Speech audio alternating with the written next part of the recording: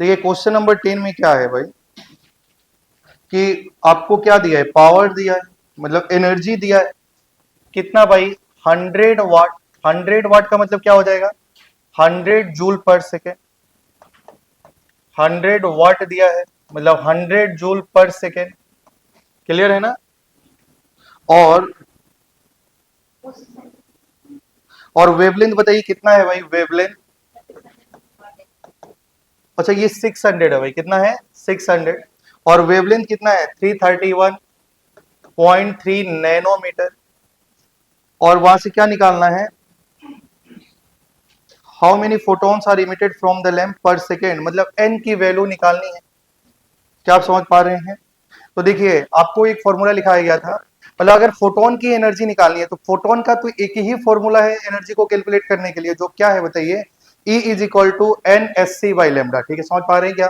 तो एनर्जी का फॉर्मूला क्या है, E is equal to n h c by lambda. मैं बोला था कि अगर एनर्जी जूल पर सेकेंड में है तो अब देखो लेमडा नैनोमीटर में है तो एच सी की वैल्यू को क्या डालना है, 1240 इलेक्ट्रॉन वोल्ट नैनोमीटर। क्या आप समझ पा रहे हैं क्या। तो बताइए एनर्जी कितना है भाई, 100 जो, ओ सॉरी 600, मैं बार बार 100 बोल रहा हूँ, ये 600 दिया है भाई, 600 जूल पर सेकेंड है।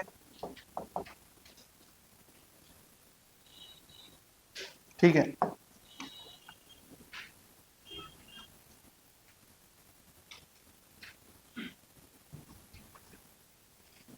तो देखिए यहां से क्या हो जाएगा, एन हो जाएगा, और एस सी की वैल्यू कितना डालना है, 1240 इलेक्ट्रॉन वोल्ट नैनोमीटर। और यहां से बताइए लेमडा की वैल्यू क्या है, 331.3 नैनोमीटर। क्या आप समझ पा रहे हैं, नैनोमीटर से नैनोमीटर कट जाएगा और यही एन की तो वैल्यू कैलकुलेट करना है। तो देखिए 600 जूल पर सेकेंड इज इक्वल टू क्या हो जाएगा भाई, एन इंटू 1240। और देखिए ये इलेक्ट्रॉन वोल्ट है ना, ये एनर्जी जो दिया है वो इलेक्ट्रॉन वोल्ट में दिया है, और यहाँ में जो एनर्जी दिया है वो जूल में दिया है। तो क्या आप इलेक्ट्रॉन वोल्ट को जूल में कन्वर्ट कर सकते हैं। और बताइए इलेक्ट्रॉन वोल्ट को जूल में कन्वर्ट करने के लिए किससे मल्टीप्लाई करना है भाई, 1.6 इंटू 10 की पावर -19 जूल डिवाइड बाई क्या हो जाएगा बताइए, 331.3। क्या आप समझ पा रहे हैं। तो यहां से आपको एन ही तो निकालना है। देखिए ये जूल से जूल कट जाएगा तो आपको यहां से जो एन निकलेगा वो number of photon emitted by bulb या बाय रेडिएशन पर सेकंड निकल सकता है। क्या समझ पा रहे हैं क्या। तो यही एन निकालना है। तो बताइए क्या लिखा जा सकता है, 600 और ये नंबर इससे मल्टीप्लाई होगा तो 331.3, और बाकी ये जो नंबर है वो डिवाइड हो जाएगा भाई 1240 मल्टीप्लाई बाई 1.6 इंटू 10 की पावर -19, और यही एन हो जाएगा। क्या इसको सॉल्व करने से आंसर नहीं आ रहा है क्या, आ जाएगा अगर आप सॉल्व करेंगे तो। वैल्यू कितनी आ रही है बताइए, कितनी आ रही है,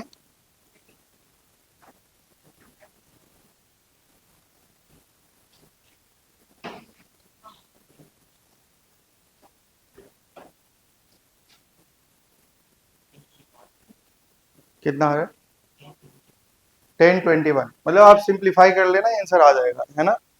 ठीक है, तो आंसर आप देखिए भाई, फॉर्मूला वैल्यू गलत डालेंगे तो फिर मुश्किल हो सकता है, इसको सॉल्व कर लेना फाइनली।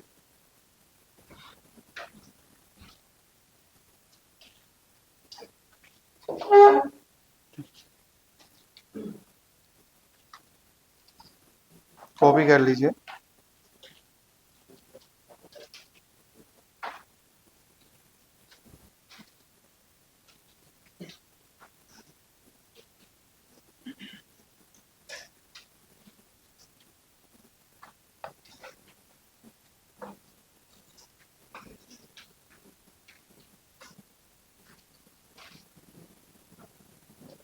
ठीक है भाई, सॉल्व कर लेना आंसर निकल जाएगा, है ना। नेक्स्ट क्वेश्चन बोलिए। 27 से पहले किसी को कुछ डाउट है, क्वेश्चन नंबर 27 से पहले।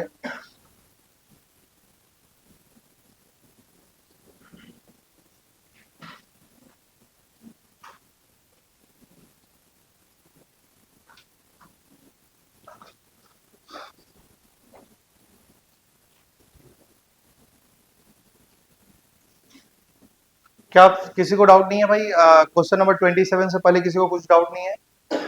ठीक है, तो फिर नेक्स्ट आगे बढ़ते हैं। क्वेश्चन नंबर 27 देखिए, क्या ये कॉपी हो गया है। अब आंसर निकालना आपका काम है भाई, इसको सॉल्व कर लेना, ठीक है। डाटा ऐसा आसान दिया जाएगा ताकि वो कट के सिंप्लीफाई हो जाए, है ना। चलिए क्वेश्चन नंबर 27, इसका मुझे लग रहा है कि आप लोग बहुत सारे स्टूडेंट ऐसे होंगे जो क्वेश्चन सॉल्व किए ही नहीं होंगे, है ना। ठीक है, तो 27 देख लीजिए।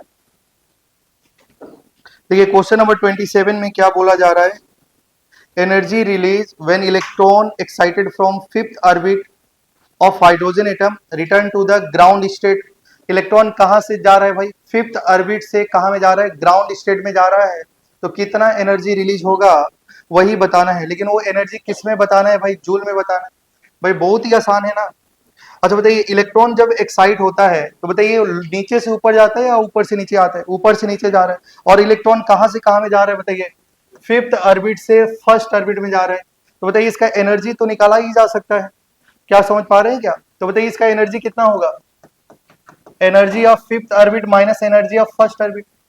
क्या एनर्जी ऑफ फिफ्थ ऑर्बिट आपको याद है क्या, फिफ्थ ऑर्बिट की एनर्जी कितनी होती है, क्या होती है बताइए, -0.54, और फर्स्ट ऑर्बिट की -13.6, -0.54 प्लस, लेकिन ये एनर्जी का यूनिट किसमें होता है, कितना आएगा आंसर बताइए। क्या 13.6 से -0.54 करना है, कितना आएगा, तो भाई बोलो, ये तो आपको बोलना चाहिए, कितना आ रहा है, कितना 12 पॉइंट कितना। अच्छा अब ये भी मुझे सॉल्व करना पड़ेगा, ये 0.54 कितना 13.06। क्या ये इलेक्ट्रॉन वोल्ट आ गया, और आपको डायरेक्टली याद भी कराया गया था, ठीक है, समझ पा रहे हैं क्या। फिर 1 से इनफाइनाइट में जाएगा तो 13.6 इलेक्ट्रॉन वोल्ट होगा, लेकिन आपको एनर्जी किस में कैलकुलेट करना है, जूल में। तो बताइए 13.06 मल्टीप्लाई बाई 1.6 इंटू 10 की पावर -9। तो क्या आप इसको यहाँ से तो सॉल्व कर ही सकते हैं ना। तो क्या ये जो एनर्जी कैलकुलेट हो गई वो किस में हो गई, जूल में हो गई, ठीक है।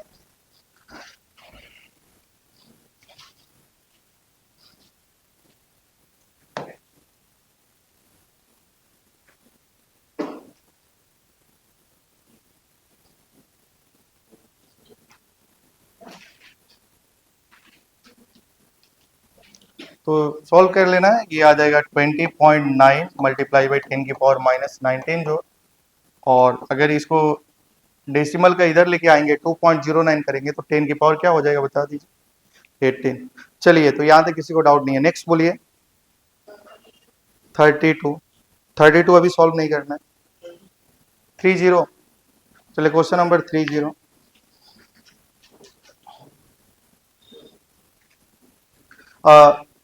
एक्चुअली जो क्वेश्चन नंबर 32 है उसमें डी ब्रोगली का भी इक्वेशन का इस्तेमाल होगा, तो अभी उसको 32 सॉल्व नहीं करना है भाई। चलिए आप लोग क्या बोल रहे थे, क्वेश्चन नंबर 30, क्वेश्चन नंबर 30 है ना। तो देख लीजिए क्वेश्चन नंबर 30, देखिए क्या लिखा है क्वेश्चन नंबर 30 में, the radius of third orbit of hydrogen atom is R. Third orbit of hydrogen atom is R, तो radius of second orbit of, देखिए हमारा हाइड्रोजन एटम है और इसका रेडियस, थर्ड ऑर्बिट का जो रेडियस है उसकी वैल्यू कितनी है, कैपिटल आर है, ऐसा ही तो बोला गया है ना। अब आपको क्या निकालना है, रेडियस ऑफ सेकेंड ऑर्बिट। अब एटम कौन सा है बताइए, एटम कौन सा है, He+ है। अगर He+ है और कौन सा ऑर्बिट के लिए, इसके 2 ऑर्बिट के लिए उसका रेडियस क्या होगा, वही तो पूछा जा रहा है ना। क्या क्वेश्चन समझ पाए। अब देखिए थोड़ा सा ध्यान देना, अगर मैं लिखूं radius of He+ upon radius of, देखिए ध्यान देंगे, रेडियस ऑफ हीलियम प्लस निकालो और रेडियस ऑफ हाइड्रोजन निकालो, क्या आप समझ पा रहे हैं ना। तो बताइए रेडियस इसके लिए क्या लिखा जाएगा, n²/z, ये किसके लिए होगा, He+ के लिए, डिवाइड बाई n²/z किसके लिए, हाइड्रोजन के लिए, क्या आप समझ पा रहे हैं। अब थोड़ा सा ध्यान दीजिएगा, radius of He+ upon radius of h, इसकी वैल्यू आ जाएगी, n का वैल्यू कितना, 3 का स्क्वायर कितना हो जाएगा बताइए, 9, और ये सॉरी यहाँ में 2 का होगा ना हीलियम के लिए, तो 2 का 4, और जेड कितना है, हाइड्रोजन हीलियम 2 हो जाएगा, डिवाइड बाई इसके लिए n का वैल्यू कितना है 9, और हाइड्रोजन के लिए जेड का वैल्यू कितना हो जाएगा 1। तो ये वैल्यू हो गई 4/2 इंटू 1/9, तो कितना हो जाएगा भाई 2/9 कितना आ जाएगा? 2/9। तो अगर मैं लिखूं, आपको क्या निकालना है ध्यान से देखिए, तो यहां से लिखा जा सकता है radius of He plus is equal to 2/9 times radius of hydrogen. क्या आप समझ पा रहे हैं? और रेडियस ऑफ हाइड्रोजन को उसने थर्ड ऑर्बिट को क्या ही नाम दिया था? Capital R. तो रेडियस ऑफ He प्लस क्या हो जाएगा? 2/9 टाइम्स आर। देखिए आंसर मैच कर रहे। क्या जब भी ऐसा क्वेश्चन होगा तो रेशियो ही निकाल दीजिए डायरेक्टली। क्या ये समझ में आया है क्या? पहले हाइड्रोजन का रेडियस और हीलियम का रेडियस का रेशियो निकाल लीजिए कितना आ रहा है, और इसका रेडियस तो मालूम है तो इसका रेडियस आराम से निकल जाएगा। क्या आप लोग क्वेश्चन नंबर 31 सॉल्व कर लिए हैं? क्या क्वेश्चन नंबर मैं सॉल्व करा देता हूं, उसके बाद 43 बता दो। क्वेश्चन नंबर 23 कैसे सॉल्व? क्वेश्चन नंबर 23 सबका हुआ है नहीं हुआ है? क्वेश्चन नंबर 23 चलिए बताइए तो कैसे सॉल्व करेंगे। चलिए क्वेश्चन नंबर 23 को सॉल्व करिए। तो भाई सॉल्व कॉपी पेन उठा लिए भाई, थोड़ा दिमाग, ये तो थोड़ी ना इसका वन पढ़ के बताना है कैसे सॉल्व होगा। क्वेश्चन नंबर जैसे बोल रहे कि energy of an electron in first orbit of hydrogen atom is इतना, द थर्ड ऑर्बिट का बताना है। The energy of third Bohr orbit is 1/27 times. क्या आप लोग जानते हैं कि जो एनर्जी होती है, क्या आप समझ पा रहे हैं?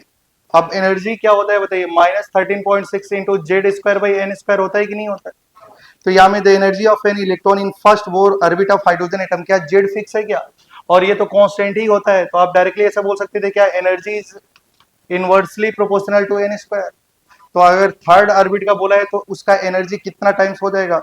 1/9 टाइम्स ऑफ इट्स वैल्यू। क्या समझ पा रहे हैं क्या? आप क्वेश्चन नंबर 43 देखिए, सॉरी 43 या 34 है ना? क्वेश्चन नंबर क्या पूछ रहे थे आप लोग? 34 है ना? 34 उसके बाद 35 भी मैं सॉल्व करा देता हूँ। तो चलिए क्वेश्चन नंबर 34 देखेंगे। The approximate ratio of speed of light in vacuum, light का speed of light in vacuum सब कोई जानता है, to that electron in first Bohr orbit of hydrogen atom. समझ पा रहे हैं क्या? अगर इलेक्ट्रॉन हमारा किस में है? फर्स्ट ऑर्बिट में है। तो बताइए अगर इलेक्ट्रॉन फर्स्ट ऑर्बिट में है तो उसका रेडियस कितना होता है भाई? देखिए अगर हम लोग बात करें हाइड्रोजन एटम की बात करेंगे तो बताओ जेड की वैल्यू 1 हो जाएगा और ऑर्बिट है फर्स्ट, तो क्या रेडियस का फॉर्मूला क्या था? 0.529 इंटू n²/z एंगस्ट्रॉन। क्या समझ पा रहे हैं क्या? तो 0.529 होता है ना भाई, इंटू n का वैल्यू 1, z का वैल्यू 1 डालेंगे तो 1 एंगस्ट्रॉन हो जाएगा। और एंगस्ट्रॉन में कितना मीटर होता है भाई? तो बताइए क्या रेडियस हो गई 0.529 इंटू 10⁻⁻10 मीटर। फर्स्ट ऑर्बिट में जब इलेक्ट्रॉन फर्स्ट ऑर्बिट में घूमेगा तो क्या उसका रेडियस ये इतना ही होगा? बोलिए, क्या आप समझ पा रहे हैं क्या? अच्छा बताइए अगर इलेक्ट्रॉन फर्स्ट ऑर्बिट में घूम रहा है तो क्या उसकी वेलोसिटी हम लोग निकाल सकते हैं क्या? अगर इलेक्ट्रॉन फर्स्ट ऑर्बिट में घूम रहा है तो उसकी वेलोसिटी कितनी होगी? बताइए वेलोसिटी कितनी होगी? 2.18 इंटू 10⁻6 क्या होता है? Z/n मीटर पर सेकेंड होता है ना भाई। तो बताइए क्या हो जाएगा वैल्यू? 2.18 इंटू 10⁻6 इंटू 1/1 मीटर पर सेकेंड होगा कि नहीं होगा भाई? मतलब वेलोसिटी, इलेक्ट्रॉन अगर फर्स्ट ऑर्बिट में घूम रहा है तो उसकी स्पीड कितनी होगी? 2.18 इंटू 10⁻6 मीटर पर सेकेंड, इतना तो उसका स्पीड होता है। और आपको क्या पूछा गया है? क्वेश्चन पढ़ेंगे आप थोड़ा सा,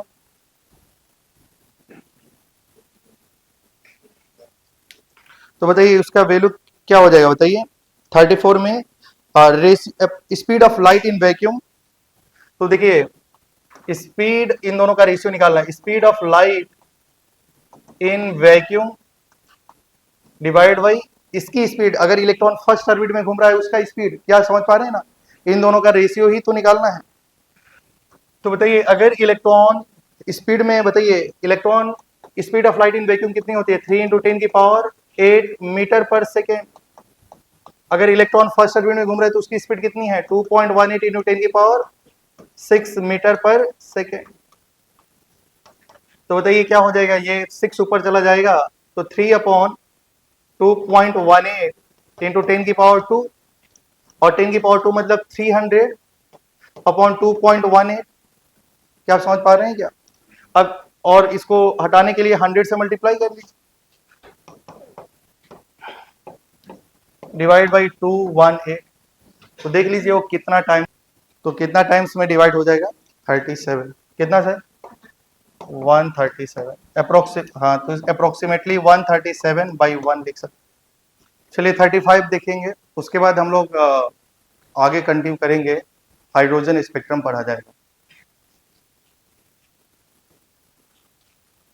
क्या यहाँ तक आपको समझ में आ रही है? याद तो है ना भाई? तो डायरेक्टली स्पीड भी तो याद ही होती है अगर इलेक्ट्रॉन फर्स्ट ऑर्बिट में घूमेगा। ठीक है, चलिए 35 करके उसके बाद आपको बहुत सारे स्टूडेंट क्वेश्चन सॉल्व नहीं किए हैं, डायरेक्टली आ गए हैं क्लास करने, तो ऐसे करने से बहुत मुश्किल है भाई।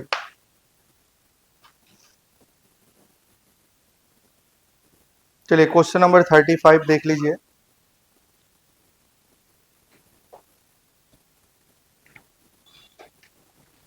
क्या ये कॉपी हो गया? इसमें किसी को डाउट, लास्ट में डाउट होने से पूछ लीजिए भाई। ठीक है, कॉपी हो गया ना? ठीक है, तो आगे बढ़ते हैं। 35 देख लीजिए भाई, क्वेश्चन नंबर 35।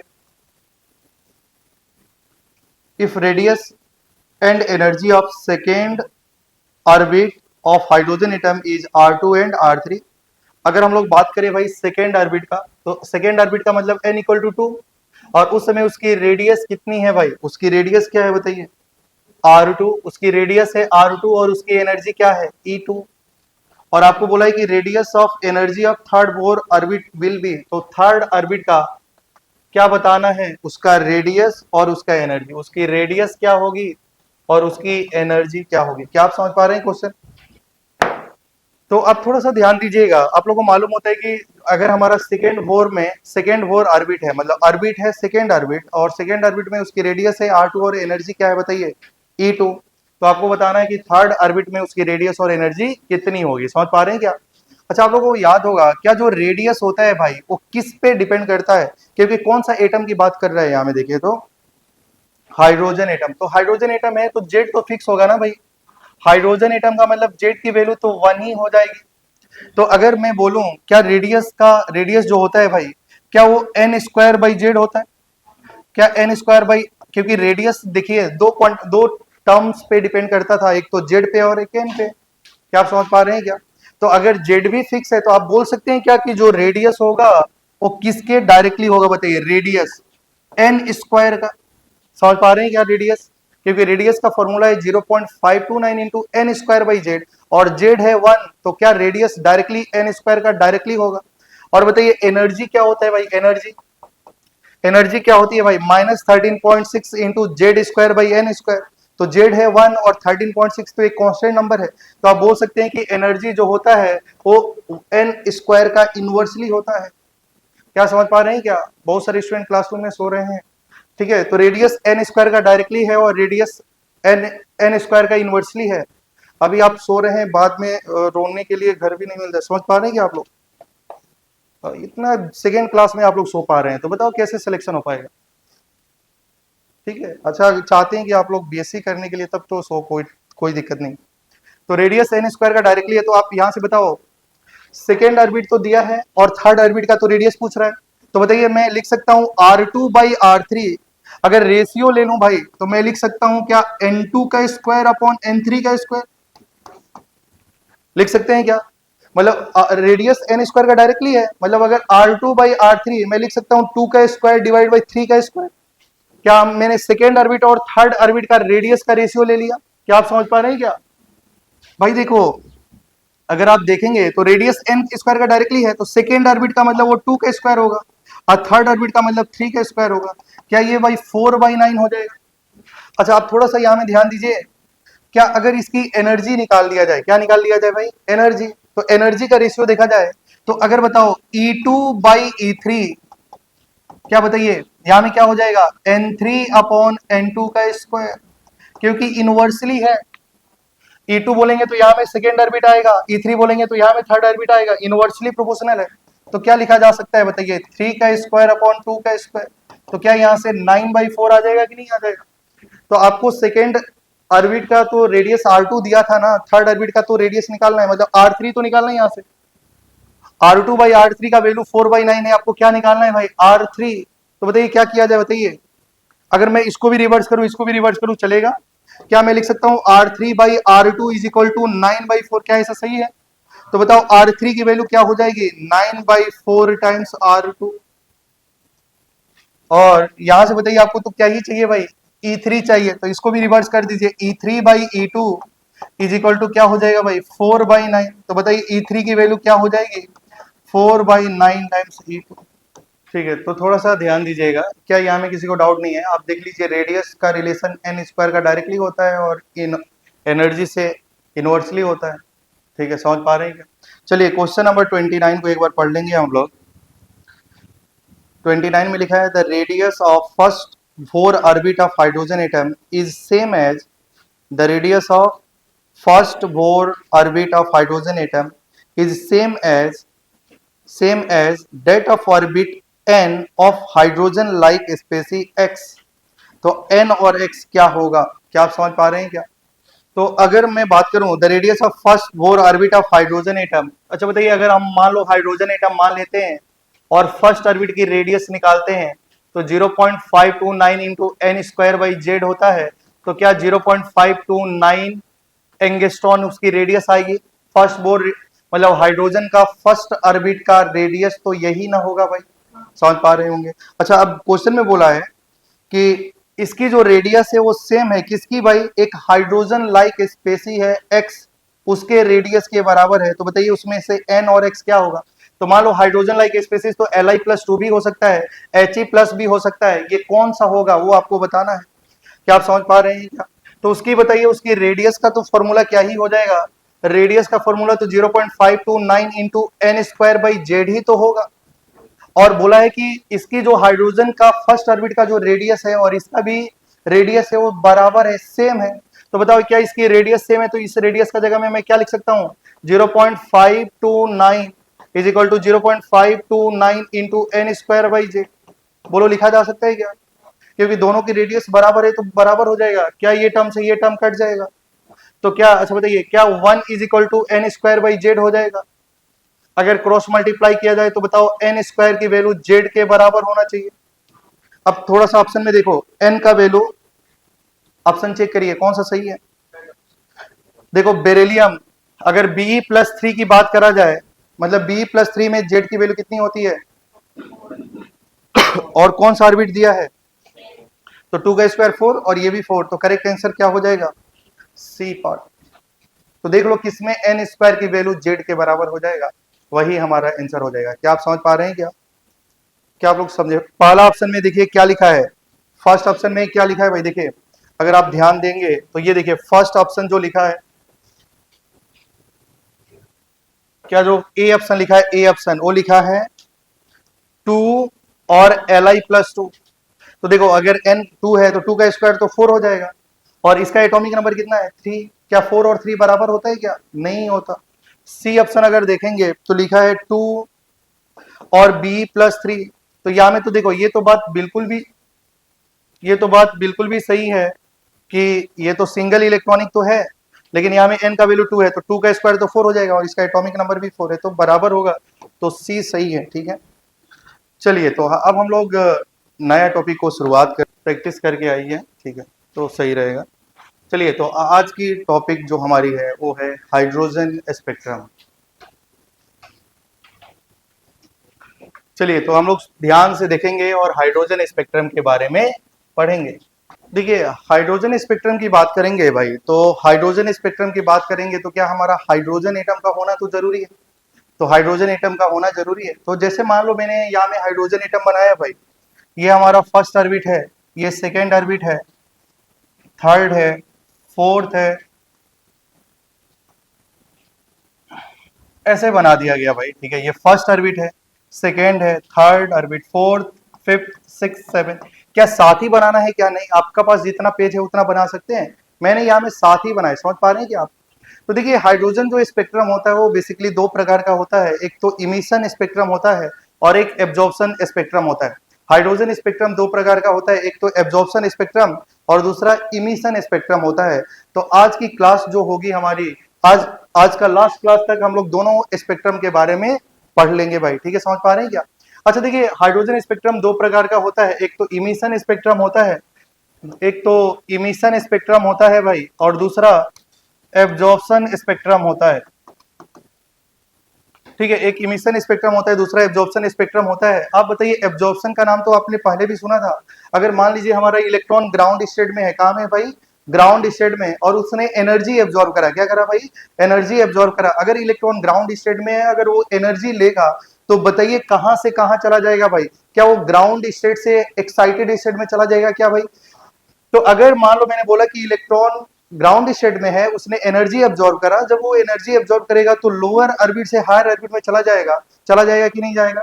तो बताइए, अगर इलेक्ट्रॉन को लोअर से हायर ऑर्बिट में जाना है तो एनर्जी को क्या करेगा, एब्जॉर्ब करेगा। जब वो एनर्जी को एब्जॉर्ब करता है, उस समय जो स्पेक्ट्रम बनता है उसी का नाम होता है एब्जॉर्प्शन स्पेक्ट्रम। क्या नाम होता है भाई, एब्जॉर्प्शन स्पेक्ट्रम। लेकिन आपको ये मालूम है कि अगर इलेक्ट्रॉन ने एनर्जी लेके हायर में चला गया, लेकिन वो वहां में ज्यादा देर तक रुक ही नहीं सकता। क्या हायर ऑर्बिट में इलेक्ट्रॉन क्यों नहीं रुक सकता है भाई, क्योंकि उसमें उसकी एनर्जी मैक्सिमम होती है और स्टेबिलिटी क्या होती है, मिनिमम होती है। इसलिए अगर मान लीजिए इलेक्ट्रॉन ग्राउंड से हायर में चला गया है तो फिर वापस कहां में आ जाता है भाई, ग्राउंड स्टेट में।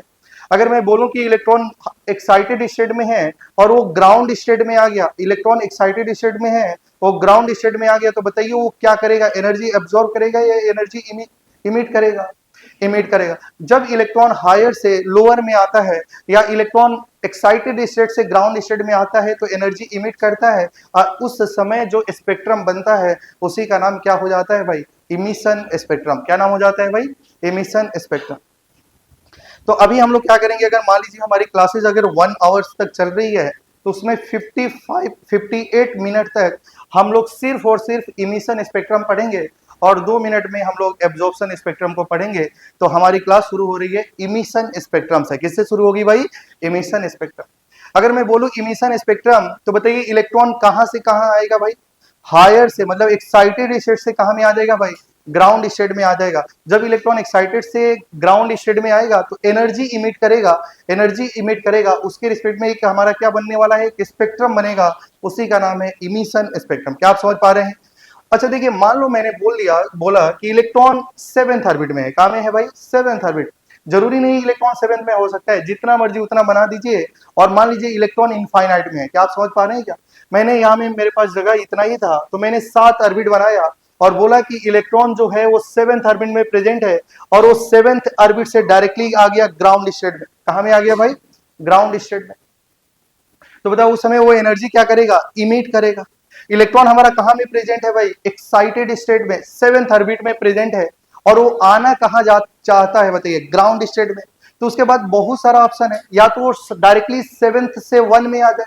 क्या उसके पास बहुत सारा ऑप्शन है, या तो डायरेक्टली 7th से 1 में आ जाए, या तो क्या करेगा भाई, 7 से 1 में आएगा, 7 से 6 में जाएगा, फिर 6 से 1 में चला जाएगा, या 7 से 5 में आ जाए, फिर 5 से 1 में आ जाए, या 7 से भाई 4 में आ जाए, फिर 4 से 1 में आ जाए, 7 से 3 में आ जाए, फिर 1 में आ जाए। क्या आप समझ पा रहे हैं क्या, ऐसे हो सकता है। या तो इलेक्ट्रॉन पहले 7 से 6 में जाए, 6 से 5 में जाए, 5 से 4 में जाए, 4 से 3 में। क्या ये भी ऑप्शन है ना भाई। या हो सकता है इलेक्ट्रॉन 2-2 करके जंप करे, 1 से 2 फिर ऐसे करके आए। हो सकता है इलेक्ट्रॉन 3-3 जंप करके आए। क्या ऐसे बहुत सारे लाइंस बनेंगे कि नहीं बनेंगे भाई। क्या ये बहुत सारा लाइन बनेगा, बहुत सारे ट्रांजिशन होगा। हर लाइन के बारे में आपको स्टडी करना है, और हर लाइन के बारे में आपको 4 टर्म समझना है कि उस लाइन का नाम क्या है भाई, और उसकी एनर्जी को कैसे कैलकुलेट करना है, उसकी फ्रीक्वेंसी क्या होगी, उसका वेवलेंथ क्या होगा। तो जब भी हम लोग बात करेंगे चारों लाइन के बारे में, चार के बारे में आपको इंफॉर्मेशन होना चाहिए कि जब इलेक्ट्रॉन एक्साइटेड मतलब हायर ऑर्बिट में है, वो भाई 8 में भी हो सकता था, वो 9 में भी हो सकता था। अगर इलेक्ट्रॉन हायर ऑर्बिट में है तो हायर ऑर्बिट से जब एक्साइटेड स्टेट से जब ग्राउंड स्टेट में जाता है तो उसका बहुत ज्यादा ट्रांजिशन होता है। क्या आप समझ पा रहे हैं ना। और इसी ट्रांजिशन को हम लोगों को पढ़ना है। बताइए ये मल्टीपल स्टेप में आ रहा है या सिंगल स्टेप में आ रहा है, बताइए भाई। ये मल्टीपल स्टेप में आ रहा है। इलेक्ट्रॉन जब हायर ऑर्बिट में है, वो ग्राउंड स्टेट में आ रहा है, तो कैसे आ रहा है भाई, मल्टीपल स्टेप में आ रहा है, मल्टी स्टेप में आ रहा है। तो क्या यहां से ट्रांजिशन भी कितनी बन रही है भाई, मल्टीपल ट्रांजिशन बन रही है। और हर ट्रांजिशन के बारे में आपको स्टडी करना है, तो इसको क्या किया गया भाई, ग्रुप में स्टडी किया गया। किसमें किया गया भाई, ग्रुप बनाया गया। ये मल्टी स्टेप में जब इलेक्ट्रॉन जा रहा था तो उसको स्टडी करने के लिए क्या बना दिया गया भाई, ग्रुप बना दिया गया, और इसी ग्रुप के बारे में इसको स्टडी किया गया। क्या ऐसे परमुटेशन एंड कॉम्बिनेशन लगा के क्या लाइन यहीं तक रुकेगा क्या भाई? हो सकता है कि भाई पहले से 1 से 5, 1 से 4 में आए, फिर 4 से 2 में आए, ऐसे इनफाइनाइट में नहीं तो बना सकते। क्या आप समझ पा रहे हैं? तो क्यों ज्यादा दिमाग लगाना है? उसके लिए एक सरल हम लोग एक और अलग से पढ़ेंगे जो बहुत ही आसान होगा। क्या आप समझ पा रहे हैं?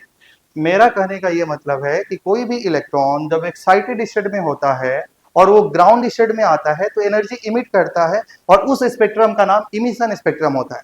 तो हमारी क्लास में, आज की क्लास में इमिशन स्पेक्ट्रम के बारे में आपको पूरा अच्छा से समझना है।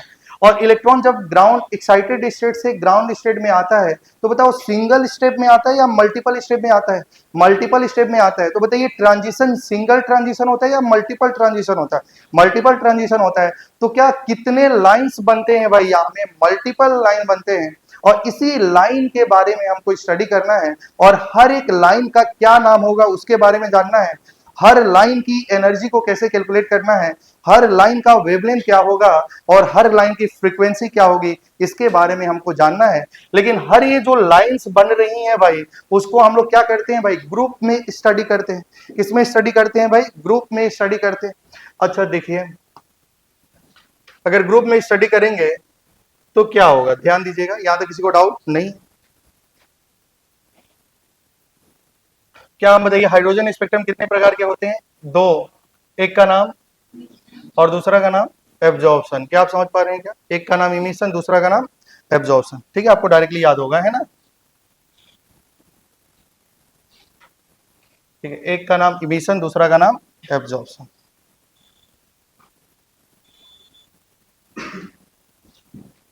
अब थोड़ा सा ध्यान दीजिए, इस लाइन को हम लोग ग्रुप में स्टडी करें। किसमें, कहां में स्टडी किया गया भाई? ग्रुप में।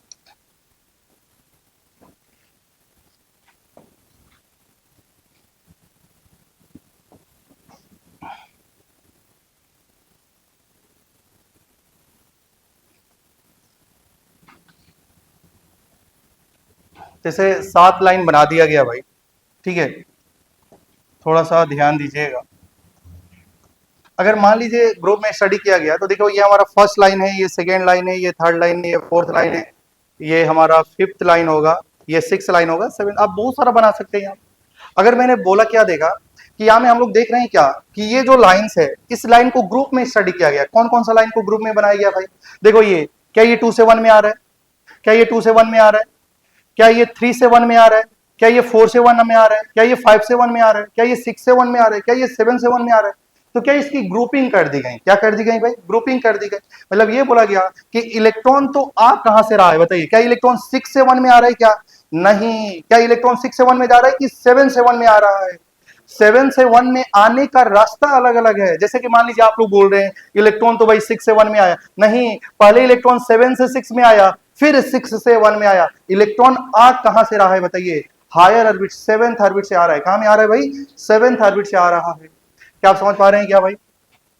जैसे आप देख रहे हैं कि यहां में बोल रहे हैं कि ये जो इलेक्ट्रॉन है भाई, ये इलेक्ट्रॉन 4th से 1 में आ गया। 4 से नहीं, चला कहां से था भाई? 7 से। 7 से 1 में आया, 7 से 6 में आया, 6 से 5, 5 से 4, फिर यहां से यहां में आया। क्या आप समझ पा रहे हैं क्या? रास्ता तो वही है कि इलेक्ट्रॉन जो आ रहा है वो 7th से 1 में ही आ रहा है। आने का रास्ता ये मल्टीपल स्टेप में आ रहा है। क्या आप समझ पा रहे हैं क्या? जैसे अगर मैं बोलूं भाई कि इलेक्ट्रॉन जो है वो, जैसे मान लो आपसे कोई बोल देगा कि इलेक्ट्रॉन जो है ना वो देखो 3 से 1 में आ रहा है। कहां से कहां भाई? 3 से 1 में। क्या वो 3 से 1 में आ रहा है कि 7 से 1 में आ रहा है? 7 से 1 में आ रहा है। कहां से 1, कहां से आ रहा है भाई? 7 से 1 में आ रहा है। आप थोड़ा ऐसे भी समझ सकते हैं, देखो इलेक्ट्रॉन पहले 7 से तो 3 में आया, फिर 3 से 1 में आया। क्या आप समझ पा रहे हैं? तो इसको हमने एक यहाँ में अलग स्टडी करा और देखा कि जो इलेक्ट्रॉन मान लो 7th में है वो 1 में आ रहा है, तो इसको एक ग्रुप कर दीजिए, ग्रुपिंग कर दीजिए। क्या जो इलेक्ट्रॉन हमारा फर्स्ट में आ रहा था उसको एक ग्रुप बना दिया गया? क्या आप देख रहे हैं? क्या आप समझ पा रहे हैं ना भाई? अब देखो इलेक्ट्रॉन, बहुत सारे इलेक्ट्रॉन थे जो डायरेक्टली कहां में आ रहे थे भाई? सेकेंड में आ रहे थे। जैसे देखो 7 से 6 में आया, आया कि नहीं आया? तो ये जो लाइन थी जो 2 में आ रही थी, क्या इतना ही लाइन बन सकता है क्या? बहुत सारा ना बन सकता है भाई। बहुत सारा परमिटेशन एंड कॉम्बिनेशन लगा के हम लोग बहुत सारी लाइन को बना सकते हैं। लेकिन क्या ये कॉम्प्लिकेटेड है? समझ पा रहे हैं ना? इसको आसान तरीका से यहां में बनाया गया। अगर मान लो इलेक्ट्रॉन 7 में है, वो 2 में आया, यहां से 2 में आ गया, उसी प्रकार 3 में आएगा, क्या 4 में आएगा भाई, क्या वो 5th में आएगा, क्या वो 7 से 6 में जाएगा। क्या आप समझ पा रहे हैं? क्या ऐसे 21 लाइन बनी? कितनी लाइन बनी भाई? 21। काउंट करेंगे तो कितनी लाइन बनेंगी भाई? 21। क्या आप समझ पा रहे हैं? क्या इलेक्ट्रॉन, अच्छा क्या बताइए, इलेक्ट्रॉन हमारा, क्या इलेक्ट्रॉन हमारा 7 से 6 में जा रहा है क्या? नहीं। 7 से 2 में जा रहा है क्या? नहीं। फिर 7 से 2 में जाएगा, फिर 2 से 1 में आ जाएगा। क्या आप समझ पा रहे हैं ना? जो ग्रुपिंग कर दी गई, जो एक साथ में आ रही थी उसको एक ग्रुप बना दिया गया, जिसको अगर आप अलग अलग ग्रुप बनाया गया और इसका नाम भी दिया गया। जब सारे इलेक्ट्रॉन फर्स्ट में आ रहे थे उनका नाम क्या है भाई? लाइमन। क्या नाम है? लाइमन। इनका क्या नाम है? बाल्मर। और इसका नाम क्या है? और इसका नाम, और इनका नाम, और इनका नाम, ठीक है, समझ पा रहे हैं क्या? तो देखिए क्या क्या नाम है भाई? Lyman, Balmer, Paschen, Brackett, Pfund, Humphreys. क्या आप समझ पा रहे हैं? इतनी ही नाम रखी गई। क्या इलेक्ट्रॉन ऐसा जरूरी है क्या भाई 6 तक ही आएगा? जरूरी नहीं है। हो सकता है कि अगर मान लो इलेक्ट्रॉन हमारा 8 में है भाई, 8, तो क्या वो 8 से 7 में भी आ सकता था? तो क्या उसका नाम दिया गया? क्या नाम नहीं दिया गया। नाम सिर्फ और सिर्फ इतने ही दिया गया। उसका भी रीजन है नहीं देने का भी। आप मुझे बताइए, क्या जैसे जैसे न्यूक्लियस से दूर जाते हैं एनर्जी का गैप भाई मिनिमम हो जाता है? अगर जैसे जैसे जाएंगे क्या एनर्जी की गैप कम हो जाएगी? तो अगर इलेक्ट्रॉन बहुत दूर होगा तो उसका एनर्जी का गैप बहुत कम होगा, तो लाइन तो विजिबल ही नहीं होंगी, इसलिए उसका नाम नहीं दिया गया। नाम तो सिर्फ और सिर्फ कितना दिया गया भाई? Lyman, Balmer, Paschen, Brackett, Pfund, Humphreys series. क्या आप समझ पा रहे हैं क्या भाई? ये डायरेक्टली याद होनी चाहिए। क्या इसी को देखो, क्या ये जो मल्टीपल स्टेप में इलेक्ट्रॉन एक्साइटेड स्टेट से ग्राउंड स्टेट में आ रहा है, क्या उसी की यहाँ में स्पेक्ट्रम बनाई गई है? क्या आप समझ पा रहे हैं? और ये जो लाइमन सीरीज थी ना भाई, वो कौन सा एनर्जी रीजन में लाई कर रही थी? अल्ट्रा वायलेट रीजन में। कहा में भाई? Ultraviolet region, UV ultraviolet region में। बाल्मर सीरीज विजिबल में। और ये क्या था भाई? इंफ्रारेड। और ये भी क्या था भाई? ये भी क्या था? और ये भी क्या था? लिखा जाता है ये फार इंफ्रारेड होगा, लेकिन आप लोग याद रखेंगे इंफ्रारेड। क्या याद रखेंगे? मतलब याद रखने वाली बात यह है कि जो लाइमन सीरीज होती है वो अल्ट्रावायलेट रीजन में लाई करती है, बाल्मर सीरीज विजिबल रीजन में, बाकी सब किसमें होता है भाई? इंफ्रारेड में। कहा में होता है? इंफ्रारेड में। ठीक है, समझ पा रहे हैं कि आप लोग? क्या बनाएंगे? जल्दी जल्दी कॉपी करेंगे भाई इसको। देखिए जो लाइन आ रही थी उसी को ये मल्टीपल स्टेप में आ रही थी और मल्टीपल ट्रांजिशन बन रहा था। कितना ट्रांजिशन भाई? Multipole transition. मल्टीपल लाइन के बारे में स्टडी करना है और इसी को हम लोग यहाँ में एक अच्छा से बना दिया गया ताकि पढ़ना आसान हो जाए। और जब सारे इलेक्ट्रॉन हायर में थे, अगर वो 1 में आ रहे हैं, ग्राउंड स्टेट 1 में आ रहे हैं, तो उसको नाम दिया गया लाइमन। फिर 2 में आ रहा था तो बाल्मर, 3 में आ रहा है तो पासन, 4 में आ रहा है तो ब्रैकेट, 5th में आ रहा है तो फाउंड, और 6 में जा रहा है तो हम फेरी।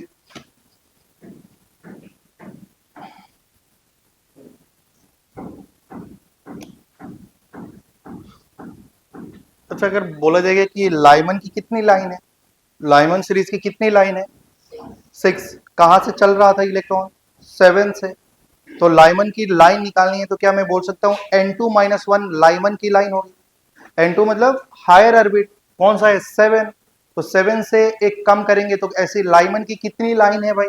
6। 1 2 3 4 5 6। क्या इसकी लाइन कितनी है? 5। इसकी कितनी होगी? 4। इसकी कितनी होगी? 3। इसकी कितनी होगी? 2। इसकी कितनी होगी? 1। तो अगर लाइमन की लाइन क्या होगी? N2-1। अगर इलेक्ट्रॉन 8 से 1 में जा रहा है तो ऐसे लाइमन की कितनी लाइन बनेंगे? N2-8, 8-1 7, तो 7 लाइन बनेगी। आप समझ पा रहे हैं क्या? अगर देखो बाल्मर की कितनी लाइन है, number of line in Balmer series कितनी हो जाएगी भाई बताइए? 5। तो क्या आप बोल सकते हैं N2-2? क्या ये N2 में से 2 माइनस करेंगे तो ये लाइन हो जाएगी N2-2। क्या समझ पा रहे हैं क्या? क्या इसकी लाइन N2-3, और ये क्या हो जाएगा N2-4, N2-5 और N2-6। नहीं समझे? N2 मतलब इलेक्ट्रॉन 7 से 6 में जा रहा है तो लाइन कितना बनेगा? N2-6, 7-6, एक ही लाइन होगी। क्या समझ पा रहे हैं क्या भाई? तो इस तरह क्वेश्चन में अगर पूछेगा कि केवल लाइमन वाली लाइन बतानी है तो n2 माइनस वन, बाल्मर वाली लाइन बतानी है और टोटल लाइन बोलेगा तो क्या करना है, सबको तो ऐड कर देना भाई, लाइमन वाली लाइन प्लस बाल्मर वाली लाइन प्लस, समझ पा रहे हैं क्या? तो सबको जो ऐड कर देंगे तो हमारी क्या निकल जाएगी, टोटल नंबर ऑफ ट्रांजिशन निकल जाएगा, total number of spectral line निकल जाएंगे। क्या आप समझ पा रहे हैं? चलिए, मुझे लग रहा है कि कॉपी कर लिए होंगे आप लोग, है ना? अब जो बनाया जा रहा है उसको बनाएंगे। जैसे कि हमारी जो क्या क्या थी बताइए, लाइमन सीरीज था, फिर क्या था भाई, बाल्मर, डायरेक्टली याद होना चाहिए। फिर क्या होता है, फिर क्या होता है, फिर क्या होती है, और फिर क्या होती है, हम फेरी। ठीक है, और इनका जो रेंज होता है बताइए, ये कहाँ में होता है भाई, अल्ट्रा वायलेट रीजन में होता है इनका रेंज। इसका विजिबल और इसका इंफ्रारेड, इसका इंफ्रारेड, इसका इंफ्रारेड और इनका इंफ्रारेड। ठीक है, अगर यहां से देखो N2 और N1 को डिफाइन किया जाए, N2 और N1 को समझ पा रहे हैं क्या? तो पहले N1 N2 लिख देता हूं मैं। देखिए N1 और N2, N1 और N2 क्या होता है भाई, N1 होता है लोअर ऑर्बिट और N2 होता है हायर ऑर्बिट। एक आपको आगे चल के नेक्स्ट क्लास में आपको पढ़ाया जाएगा रेडबर्ग फॉर्मूला। उसमें एक फॉर्मूला होता है 1/λ=RZ², 1/N1² माइनस 1/N2²। क्या समझ पा रहे हैं क्या? तो वही N1 और N2 है, N1 का मतलब लोअर ऑर्बिट और N2 का मतलब हायर ऑर्बिट हो जाएगा। क्या आप समझ पा रहे हैं क्या? तो बताइए, अगर मैं बोलूं कि लाइमन सीरीज में सारे जो आ रहे हैं वो कहां में ही आ रहे हैं, फर्स्ट ऑर्बिट में आ रहे हैं, तो N1 की वैल्यू तो क्या ही होगी बताइए, 1। N1 की वैल्यू क्या होगी, 1। अच्छा बताइए, 1 में आएंगे वो कहां से भी आ सकते हैं भाई, 2 से 1 में आ सकते हैं, 3 से 1 में आ सकते हैं, 4 से 1 में आ सकता है, 5 से 1 में आ सकता है। तो बताइए N2 क्या हो सकता है भाई, N2 2 3 4 क्या डैश डैश डैश। अगर बोला जाएगा बाल्मर सीरीज में जो इलेक्ट्रॉन आ रहा है वो कहां में आ रहा है भाई, 2 सेकेंड ऑर्बिट में आ रही है, तो N1 की वैल्यू तो 2 होगी, और वो कहां से 2 में आ रहा है बताइए, 3 से 2 आ सकता है, 4 से 2 में आ सकता है। जैसे अगर आप ध्यान दे रहे हैं तो यही है, तो बाल्मर सीरीज वो 3 से 2 में आ सकता है, 4 से 2 में आ सकता है, 5 से 2 में आ सकता है, ऐसे इंफिनिटी से 2 में आ सकता है। क्या आप समझ पा रहे हैं क्या? तो ये N1 का वैल्यू लोअर ऑर्बिट तो 2 है, और हायर क्या हो सकती है भाई, वो 3 हो सकती है, 4 हो सकती है, 5 हो सकती है, डैश डैश इनफाइनाइट हो सकती है। पास्कल में बताइए क्या हो जाएगा, 3, और वो 3 कहां से आ सकता है, 4 से, 5 से, 6 से। क्या आप समझ पा रहे हैं, इन्फिनिटी से 3 में आ सकता है। ब्रैकेट में क्या हो जाएगा भाई, 4 में आएगा, वो कहां से आएगा 4 में बताइए, 5 से आएगा, 6 से आएगा, 7 से आएगा, इनफाइनाइट से आ सकता है। फाउंड में क्या हो जाएगा, लोअर ऑर्बिट 5, और हायर क्या हो सकता है, 6 से 5 में आ सकता है, 7 से आ सकता है, 8 से आ सकता है, इनफाइनाइट से आ सकता है। और हम फेरी सीरीज में बताइए कितना हो जाएगा, 6। तो यहाँ से वो 7 से 6 में आ सकता है, 8 से 6 में आ सकता है, ऐसे इनफाइनाइट से आ सकता है। क्या आप समझ पा रहे हैं क्या? क्या ये 3 लाइन का मतलब ही आप समझ पा रहे होंगे कि वो क्या होगा भाई, इनफाइनाइट से भी आ सकता है।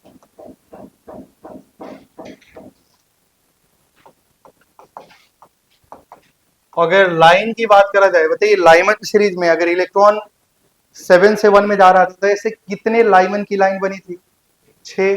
तो क्या हो जाएगा फॉर्मूला, N2 - 1, और इसका क्या हो जाएगा, N2 - 2, N2 - 3, N2 - 4, और यहां में क्या हो जाएगा, N2 - 5, N2 - 6। तो देखिए, अगर आपको टोटल नंबर ऑफ लाइन निकालनी है, पहले थोड़ा सा ध्यान दीजिएगा, अगर आपको total number of unique line निकालनी है तो आपको या तो सबका लाइन काउंट कर लीजिए, फिर ऐड कर देंगे तो टोटल नंबर ऑफ लाइन निकल जाएगा, या तो उसका एक डायरेक्टली फॉर्मूला होता है टोटल नंबर ऑफ लाइन का, टोटल नंबर ऑफ लाइन का डायरेक्टली फॉर्मूला भी होता है। क्या होता है भाई, देखिए N2 - N1, N2 - 1 + 1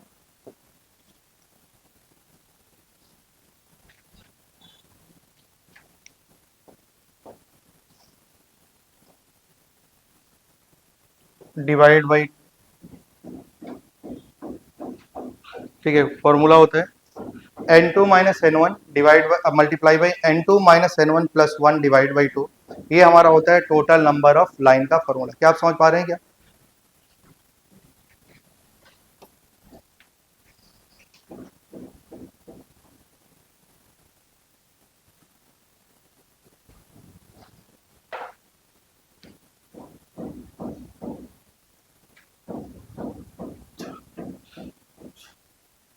तो टोटल नंबर ऑफ लाइन का फॉर्मूला है, ठीक है, आपको याद रखना है। टोटल नंबर ऑफ लाइन का फॉर्मूला क्या है? n2 माइनस n1, ब्रैकेट में n2 minus n1 plus 1 divide by 2।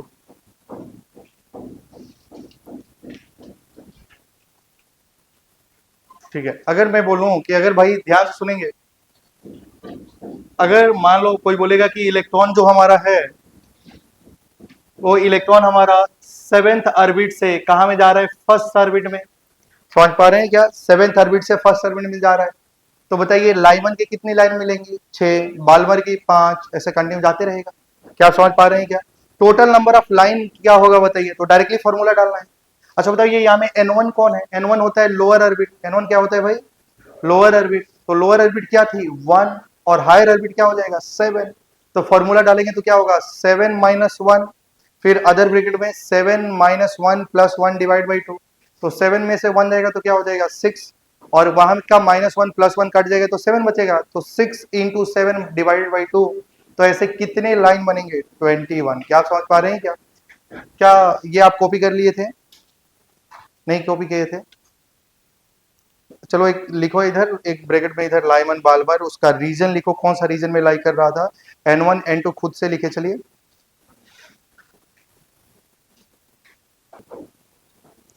भाई तब तक आप लोग टेबल बना लीजिए, खुद से तो लिख सकते हैं, तब तक N1 N2 तो लिख ही सकते हैं। और नंबर ऑफ लाइन में लाइमन में N2 माइनस 1, फिर माइनस 1 बढ़ाते चला जाइए।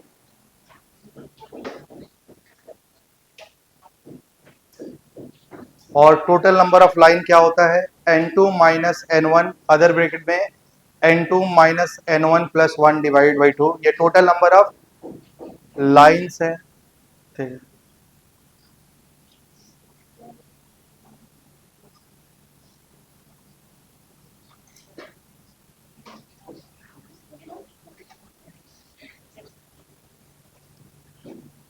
अभी इसके बाद बायो सर आप लोग का क्वेश्चन पेपर डिस्कस करेंगे, ठीक है।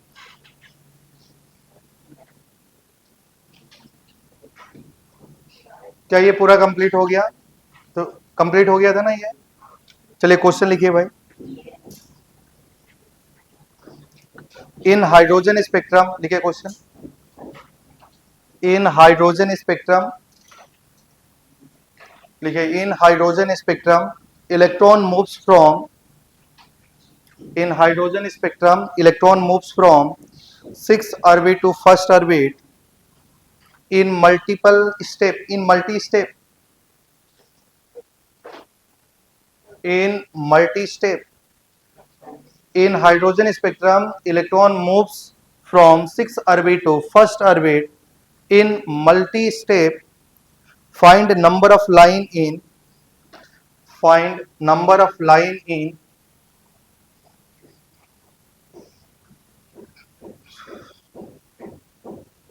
लाइन इन, मैं बता रहा हूं किस किस में निकालना है।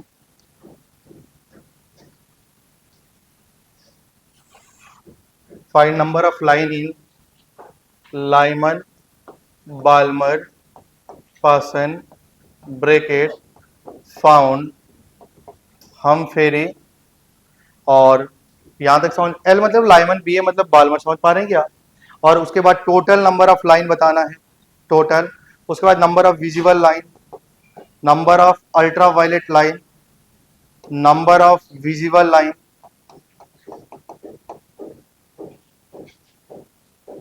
और इंफ्रारेड क्या हो।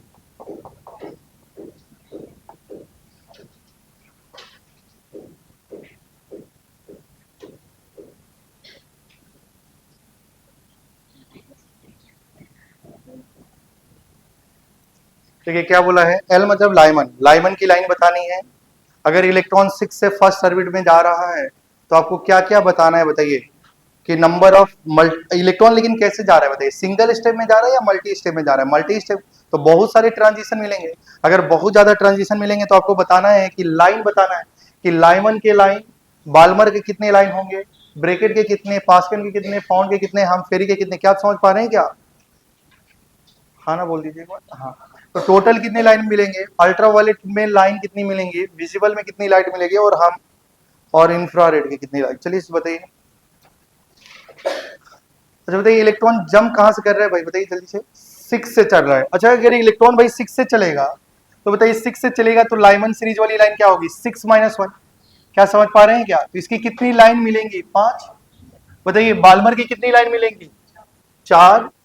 तो इसकी लाइन मिलेंगी 4 और इसकी कितनी मिलेंगी भाई, 3 और इसकी कितनी मिलेंगी, 2 और इसका कितना मिलेगा, 1। और हम फेरी में तो लाइन मिलेगा ही नहीं क्योंकि इलेक्ट्रॉन तो चलना ही शुरू किया है 6 से। क्या आप समझ पा रहे हैं क्या? और बताइए टोटल नंबर ऑफ लाइन क्या हो जाएगा? या तो आपके पास दो ऑप्शन है, ये सारी लाइन को ऐड कर लिया जाए तो टोटल नंबर ऑफ लाइन निकल जाएगा, या तो फॉर्मूला लगा सकते हैं 6 minus 1, 6 minus 1 plus 1 divided by 2, तो कट जाएगा भाई। तो यहाँ में होगा 5 मल्टीप्लाई बाई 6/2। तो ऐसे कितने लाइन मिल जाएंगे भाई, 15। और आप ऐड भी कर देते तो देखो 5 और 4 9, 9 3 12, 12 to 14 प्लस 1 15 लाइन्स मिलेंगी। ऐसे टोटल लाइन 15 मिलेंगे। अच्छा बताइए उसमें आपको बताना है किसमें, कि इसमें अगर मान लो हमारा क्या है भाई, नंबर ऑफ विजिबल लाइन बतानी है। बताइए विजिबल लाइन कितनी होंगी, अल्ट्रावायलेट लाइन। अल्ट्रावायलेट में कौन होता है, लाइमन। तो लाइमन की कितनी ही लाइन है, 5। तो 5 ही तो होंगी जो विजिबल में होंगी। ओ अल्ट्रावायलेट में बोलो, अल्ट्रावायलेट में लाइमन ही तो होता है, 5 लाइन मिलेंगे। और बताओ विजिबल में कितना, विजिबल में तो बाल्मर होता है, बाल्मर तो कितनी लाइन्स आ रही हैं, 4। और इंफ्रारेड में कौन कौन होता है भाई, पास्कल, ब्रैकेट, फाउंड, हम फेरी। तो 3 2 5, 3 + 2 + 1। क्या आप समझ पा रहे हैं? ठीक है। या तो आपके पास दो ऑप्शन था, या तो आप डायग्राम बना लीजिए, तो डायग्राम में तो समय लगेगा, या तो आपको टोटल नंबर लाइन निकालने के लिए बोला जाए फॉर्मूला लगा लीजिए। क्या आप समझ पा रहे हैं? जैसे आप सॉल्व कर लो भाई।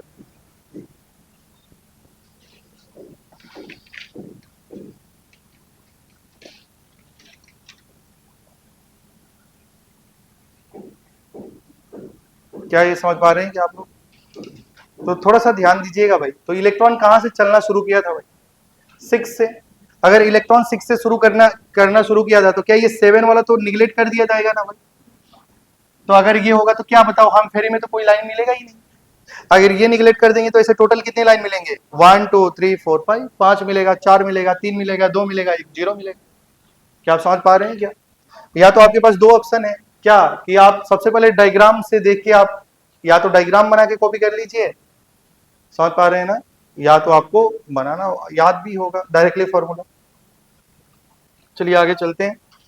सेम यही क्वेश्चन में आपको कैलकुलेट करना है, लेकिन क्वेश्चन क्या है, अब इलेक्ट्रॉन जो जंप कर रहा है वो 7 से 2 में जा रहा है। कहां से कहां में जा रहा है भाई, 7 से 2 में जा रहा है, और सब कुछ आपको निकालना है। मतलब बताइए अगर 7 से 2 में जाएगा तो n1 का वैल्यू तो 2 है और n2 का वैल्यू 7 है, और कैलकुलेट करना है और बताना है कि लाइमन के कितने लाइन मिलेंगे, बाल्मर, पास्कल, ब्रैकेट, ये सब कुछ क्वेश्चन वही है। बताइए इलेक्ट्रॉन आया कहां से, 7 से, कहां में गया, 2 में। तो लाइमन की कितनी लाइंस बताइए, 0। चलिए लिखेंगे भाई, जल्दी जल्दी लिख लेंगे आप।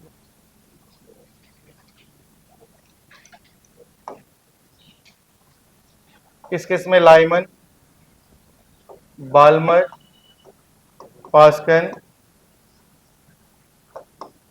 Bracket, Pfund, Humphreys, total, ultraviolet, visible. क्या समझ पा रहे हैं क्या भाई? बताइए लाइमन में कितनी लाइंस मिलेंगी, क्या 6 मिलेंगी? लाइमन में कितने लाइंस, 5। कितने स्टूडेंट 5 बोल रहे बताइए, लाइमन में कितनी लाइंस, 5। अरे भाई लाइमन में मिलेगा ही नहीं, इलेक्ट्रॉन तो 2 में जा रहा था, 7 से कहां में जा रहा है, 2 में जा रहा है, 1 में जाता तो लाइमन की लाइन मिलती ना। हाँ अब समझ में आ रही है, लाइमन की लाइन कितनी होंगी, 0। बाल्मर का बताओ, n2 - 2 होता है, 7 - 2 कितना, 4 3 2 1। क्या आप समझ पा रहे हैं क्या? और टोटल निकालना है तो निकाल सकते हैं क्या, n2 - n1। तो क्या बताइए फॉर्मूला से भी या सबको ऐड करके भी निकाल सकते हैं। अगर सबको ऐड करेंगे तो कितना आएगा, कितना, 15 आएगा। और फॉर्मूला से निकालेंगे तो क्या होता है भाई, 7 - 2, और क्या हो जाएगा भाई, 7 - 2, फिर क्या होता है n2 - n1 plus 1 divide by 2 तो कितना हो जाएगा बताइए, 7/2 जाएगा तो 5, और यहां से क्या हो जाएगा बताइए 6 डिवाइड बाई 2, तो ऐसे कितने लाइंस मिल जाते 15, और ऐड करने से भी कितना आ रहा है 15। बताइए अल्ट्रावायलेट में कितनी लाइंस, 0। क्या आप समझ पा रहे हैं ना, अल्ट्रावायलेट में 0 होगा क्योंकि लाइमन सीरीज तो मिली ही नहीं। सॉरी विजिबल, बाल्मर की कितनी लाइंस है 5, तो यही 5 लाइन विजिबल में होंगी। और इंफ्रारेड में बताइए 4 3 7 2 9 1 10, क्या 10 होंगी क्या भाई, तो कॉपी कर लीजिए।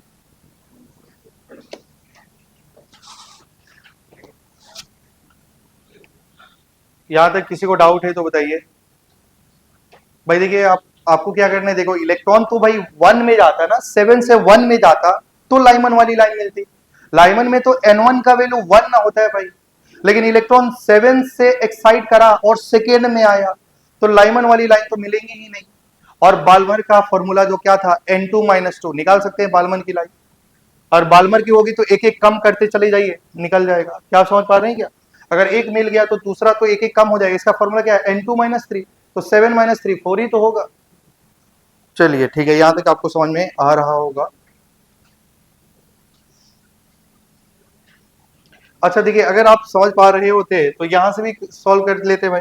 क्या ये हमारी टोटल लाइन, क्या ये सब तो काउंट नहीं होगा ना भाई, क्योंकि लाइन 7 से तो 1 में नहीं ना जा रहा है, तो क्या ये सब निगलेक्ट हो जाता, तो कितना लाइंस मिलता, 1 2 3 4 5 6 7 8 9 10 11 12 13 14 15, तो यही सब ना मिलेगा भाई।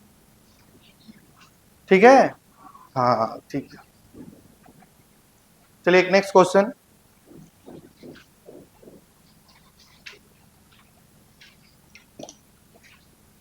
लिखिए। In hydrogen spectrum, in hydrogen spectrum, in hydrogen spectrum electron moves from, in hydrogen spectrum electron moves from, in hydrogen spectrum electron moves from nth orbit to first orbit, nth orbit to first orbit in multi step। क्या multi step कहने से दिमाग में कुछ concept clear हो रहा होगा कि इलेक्ट्रॉन डायरेक्टली 7 से 1 में नहीं जा रहा है, 7 से तो 1 में जा रहा है। मान लो मैं बोलूंगा हायर ऑर्बिट 7th में है और 1 में आ रहा है, तो इलेक्ट्रॉन डायरेक्टली 7 से 1 में नहीं आ रहा है, ये मल्टीपल स्टेप में आ रहा है, तो मल्टीपल ट्रांजिशन बनेगा। क्या आप समझ पा रहे हैं क्या, तो क्या बोला गया कि अगर electron in hydrogen spectrum electron move from nth orbit to first orbit in multi step, total line obtain are 10, total line obtain are 10, total line obtain are 10, find n, n कितनी लाइंस होंगे, total lines obtain are 10, find n।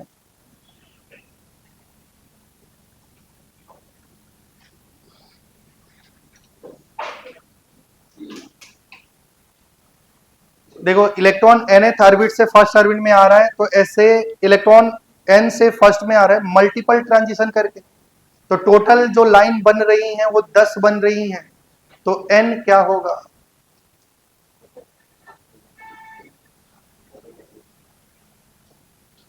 चलिए ध्यान दीजिएगा भाई। Electron कहां से कहां में जा रहा है भाई, n ऑर्बिट से फर्स्ट ऑर्बिट में जा रहा है, तो बताइए n2 की वैल्यू तो n होगी और n1 का वैल्यू तो फर्स्ट होगा।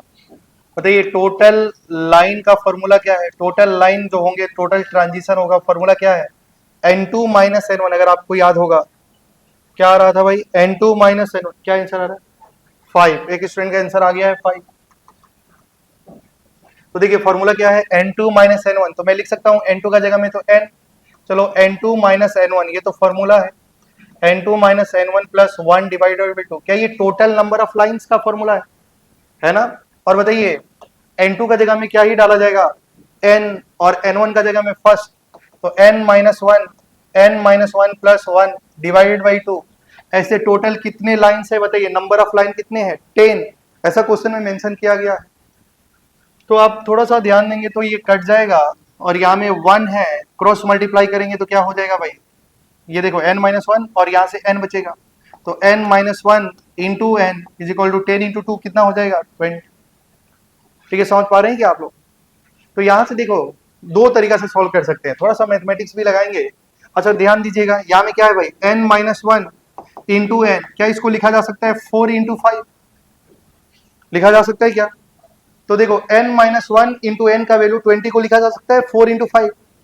अब थोड़ा सा ध्यान दो, क्या n माइनस वन की वैल्यू को 4 कंपेयर कर सकते हैं और n की वैल्यू 5 कंपेयर कर सकते हैं कि नहीं?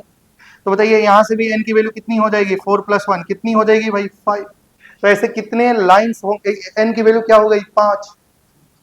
लेकिन तुम बोलेगा नहीं मेरा दिमाग में तो काम नहीं करा कि इसको ऐसे लिखना है, तो थोड़ा सा ध्यान दीजिए। अच्छा बहुत सारे स्टूडेंट बोलेंगे 20 को मैं क्यों 5 इंटू 4 लिखूं, 10 इंटू 2 भी तो लिख सकता हूं। मैं भी ऐसा तुम्हारे दिमाग में ऐसा क्रिएट कर रहा हूं, तुम्हारे दिमाग में ऐसा आया भी नहीं था, है ना? अच्छा थोड़ा सा ध्यान दीजिए, देखो यहां से n माइनस वन है और n है, तो देखो ऐसा मतलब यहाँ में नंबर ये देखो n माइनस, यहाँ में एक कम है उससे एक ज्यादा है कि नहीं है? तो यहाँ में 10 और 2 में तो गैप ज्यादा का है ना भाई। ये नंबर को भी ध्यान में रखते हुए ये देखो n है तो n माइनस वन, यहाँ में जो नंबर होगा उससे एक कम नंबर है ना, इधर आना चाहिए। तो ये 5 है, 5 से कम एक 4 है कि नहीं है, तो ये सेटिस्फाई करेगा। चलिए कोई बात नहीं, आपने कुछ भी नहीं सोचा, ठीक है, आपने कुछ भी नहीं सोचा। और मेथड 2 क्या आप ऐसे करते, n minus one equal to 20, तो n से मल्टीप्लाई करो n square minus n equal to 20 का आप ऐसे सॉल्व करते। क्या 20 को इधर लेके आइए, n square minus n minus 20 equal to 0, बोलो क्लियर है क्या? क्या ये क्वाड्रेटिक इक्वेशन बना? और बताइए 20 को दो पार्ट में 5 इंटू 4 लिखा जा सकता है क्या? क्या इसको आप ऐसे लिखेंगे n square minus 5n plus 4n minus 20 equal to 0, बोलो क्लियर है क्या? तो क्या यहाँ से n कॉमन ले लो तो क्या बचेगा n माइनस 5, क्या यहाँ से प्लस 4 कॉमन ले लेंगे n माइनस 5, क्लियर है ना भाई? और बताइए यहाँ से क्या हो जाएगा n माइनस 5 और यहाँ से n प्लस 4 इक्वल टू 0, तो एक बार n माइनस 5 इक्वल टू 0 होगा तो n की वैल्यू 5, और दूसरी बार n प्लस 4 इक्वल टू 0 होगा तो n की वैल्यू माइनस 4, और n कभी निगेटिव। तो थोड़ा सा दिमाग लगाते तो आंसर आ जाता। तो n की वैल्यू कितनी आ गई 5। अगर मान लो देखो ये सब सॉल्व करना भी नहीं पड़ता भाई, मतलब क्वेश्चन में यही बोला है कि इलेक्ट्रॉन n ऑर्बिट से फर्स्ट ऑर्बिट में आ रहा है, तो लेकिन टोटल लाइन 10 बननी चाहिए, तो कहां से आएगा कि 10 लाइन बनेगा? ऑप्शन तो देगा ना भाई, 5th से 1 में आएगा कि 6 से 1 में आएगा, 7 से 1 में आएगा, ऐसा ऑप्शन में देगा। तो डायरेक्टली तुम ऑप्शन से भी चेक कर सकता था।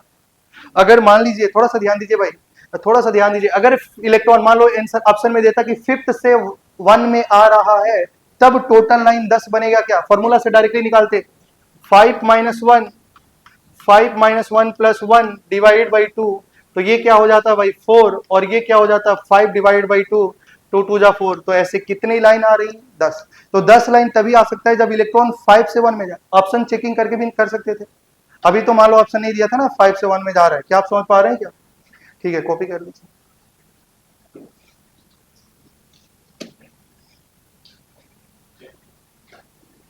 हमने क्या पढ़ा भाई कि जब भी इलेक्ट्रॉन हायर ऑर्बिट में है, एक्साइटेड स्टेट में है, एनर्जी को इमिट करता है तो ग्राउंड स्टेट में आता है।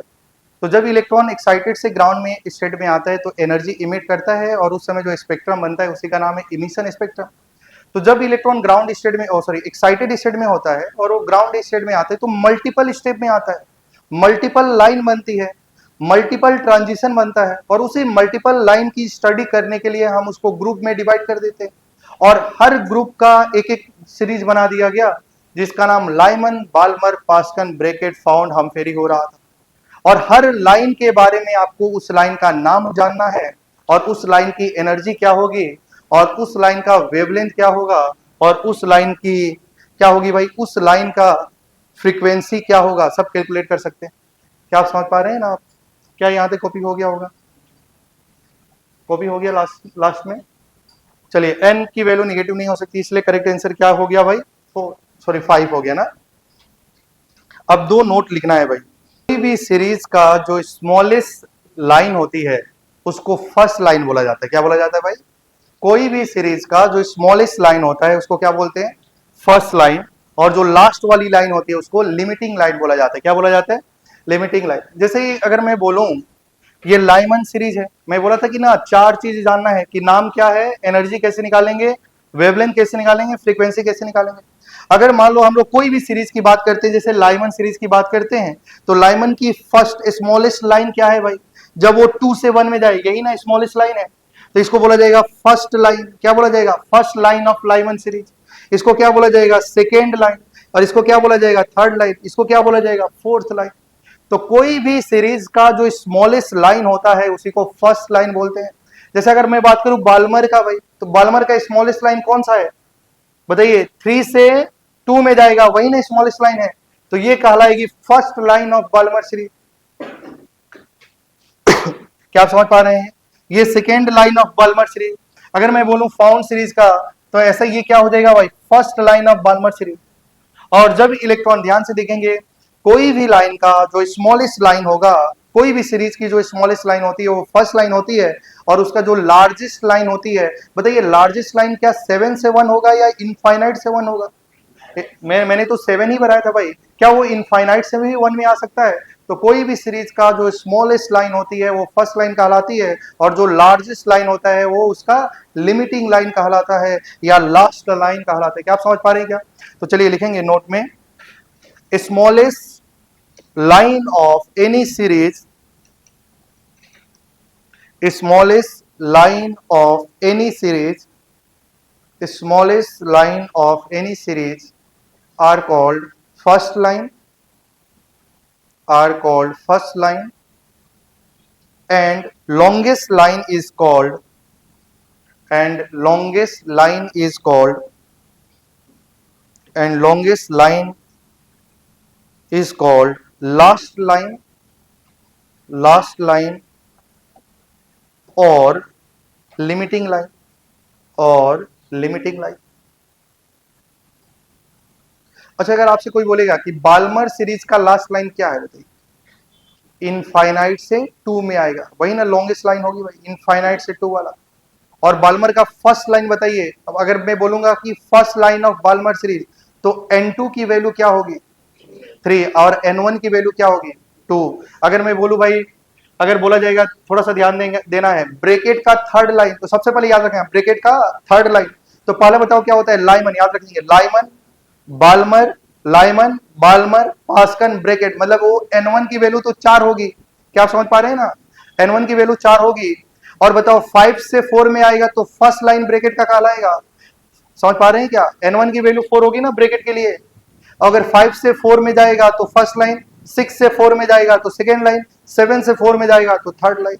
समझ पा रहे हैं क्या? तो थर्ड लाइन ब्रैकेट सीरीज के लिए बताओ इलेक्ट्रॉन 7 से कहां में जाएगा?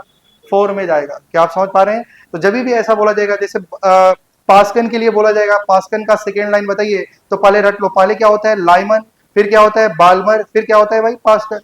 पास्कन के लिए बताइए N1 की वैल्यू क्या ही है? 3, तो 3 और 4 से 3 में जाएगा तो फर्स्ट लाइन, अब 5 से 3 में जाएगा तो उसका कौन सा लाइन हो जाएगा भाई? Second line. क्या यहां तक किसी को डाउट नहीं है ना? ठीक है, जो लिखना था वो आपने लिख लिया, ठीक है। जैसे अगर मैं बोलूं बाल्मर सीरीज, भाई क्या बोलूं भाई? बाल्मर, बाल्मर के लिए जैसे यहाँ में N1 N2, अगर बाल्मर के लिए फर्स्ट लाइन बोला जाए तो बताइए क्या होगा N1 की वैल्यू? जैसे लाइमन, बाल्मर बोला गया ना भाई, बाल्मर, बाल्मर के लिए N1 की वैल्यू क्या ही है बताइए? 2, और फर्स्ट लाइन बोला है तो बताइए 2, 3 से 2 में आएगा तो ये फर्स्ट लाइन होगा। क्या ये सबसे स्मॉलेस्ट लाइन है भाई? अच्छा, अगर मैं बोलूं सेकेंड लाइन, सेकेंड लाइन तो बताइए कहां से? 4 से 2 में जब जाएगा तो सेकेंड लाइन होगा। अगर मैं बोलूं लास्ट लाइन, तो बताइए वो कहां से जाएगा? इनफाइनाइट से 2 में आएगा। क्या यहां तक किसी को डाउट नहीं है? अच्छा, थोड़ा सा ध्यान दीजिएगा, फर्स्ट लाइन को भी, फर्स्ट लाइन को हम लोग अल्फा लाइन के नाम से भी जानते हैं, और सेकेंड लाइन का मतलब बीटा, और थर्ड लाइन मतलब गामा के नाम। समझ पा रहे हैं क्या? तो अगर फर्स्ट लाइन का नाम है अल्फा, सेकेंड लाइन का नाम है बीटा, और थर्ड लाइन का नाम क्या है? गामा। तो अगर आपको पूछा जाए, अगर आपसे पूछा जाए हम फेरी सीरीज का बीटा लाइन बताइए, हम फेरी सीरीज का बीटा लाइन, बीटा लाइन का मतलब सेकेंड लाइन, तो हम फेरी सीरीज में इलेक्ट्रॉन कहां में जंप करता है भाई? 6 में। अगर 6 में करता है तो बताइए 6 में, 7 से 6 में आएगा तो फर्स्ट लाइन होगा, और 8 से 6 में जाएगा तो सेकेंड लाइन हो जाएगा। क्या आप समझ पा रहे हैं क्या? तो ऐसे मतलब फर्स्ट लाइन का नाम है अल्फा, और सेकेंड लाइन का नाम है बीटा, और थर्ड लाइन का नाम क्या है भाई, गामा। क्या आप समझ पा रहे होंगे? अब जो बताई जा रही है वो बहुत ही इंपॉर्टेंट है। फर्स्ट लाइन और लास्ट लाइन को अगर हम लोग कंपेयर करें, फर्स्ट लाइन और लास्ट लाइन को कंपेयर करें, तो थोड़ा सा ध्यान दीजिए भाई। क्या यहां पे किसी को डाउट तो है नहीं? ठीक है, अब थोड़ा सा ध्यान दीजिए भाई। अगर मैं बोलूं फर्स्ट लाइन और लास्ट लाइन, ठीक है, अगर बोला जाए फर्स्ट लाइन और ये है लास्ट लाइन,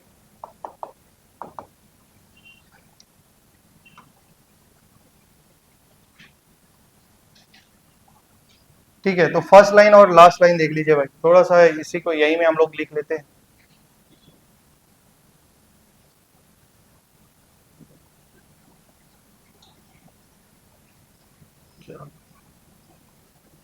देखिए फर्स्ट लाइन और लास्ट लाइन क्या होगा, तो चलिए यहां में देखिए फर्स्ट लाइन और लास्ट लाइन। अच्छा, फर्स्ट लाइन में हम लोग अगर एनर्जी की बात करें, फर्स्ट लाइन में एनर्जी की बात करें, एनर्जी मिनिमम होगी। अच्छा अगर बताइए, अगर मैं बोलूं फर्स्ट लाइन का एनर्जी मिनिमम होगा या मैक्सिमम होगा, आपको बताना है। फर्स्ट लाइन की एनर्जी मिनिमम होगी या लास्ट लाइन की एनर्जी मिनिमम होगी, आपको बताना है। मान लो फर्स्ट लाइन है तो उसकी एनर्जी जो होगी वो मिनिमम होगी या मैक्सिमम होगी? फर्स्ट लाइन की एनर्जी, अच्छा बताइए फर्स्ट लाइन बोला जाए, मतलब अगर फर्स्ट लाइन बोला जाए किसके, लाइमन सीरीज की ही बात कर लेते हैं भाई। अगर फर्स्ट लाइन की बात करेंगे लाइमन सीरीज का, तो बताइए इलेक्ट्रॉन 2 से तो 1 में आएगा ना भाई। क्या इलेक्ट्रॉन 2 से 1 में जाएगा तो एनर्जी इमिट करेगा या एब्जॉर्ब करेगा? इमिट करेगा। अब कितना एनर्जी इमिट करेगा भाई? मान लो हाइड्रोजन स्पेक्ट्रम में हाइड्रोजन की बात कर रहे हैं और लाइमन सीरीज का फर्स्ट लाइन की बात किया जा रहा है, तो फर्स्ट लाइन में जो एनर्जी का डिफरेंस होता है वो कितना होता है? अरे भाई एनर्जी 2 से 1 में जा रहा है तो energy of 2 minus energy of 1 क्या 10.2 इलेक्ट्रॉन वोल्ट आएगा कि नहीं आएगा? अब तो बताइए फर्स्ट लाइन का जो एनर्जी का गैप है वो कितना है भाई, 10.2 इलेक्ट्रॉन वोल्ट। अच्छा अगर लास्ट लाइन बोला जाए, मतलब energy of infinite minus energy of 1, तो 0 माइनस माइनस 13 कितना आ जाएगा भाई, 13.6। तो बताओ क्या फर्स्ट लाइन का एनर्जी मिनिमम है कि लास्ट लाइन का एनर्जी मिनिमम है? फर्स्ट लाइन का जो एनर्जी है वो मिनिमम है कि नहीं है भाई? अच्छा वो जो एनर्जी है वो एनर्जी किसका है, इलेक्ट्रॉन का है कि फोटोन का है? अरे भाई जो एनर्जी आया, जैसे तुमने एनर्जी निकाला 2 से 1 में आ रहा है, तो क्या वो एनर्जी आप कैसे कैलकुलेट कर रहे हैं? क्या वही एनर्जी का गैप है क्या भाई?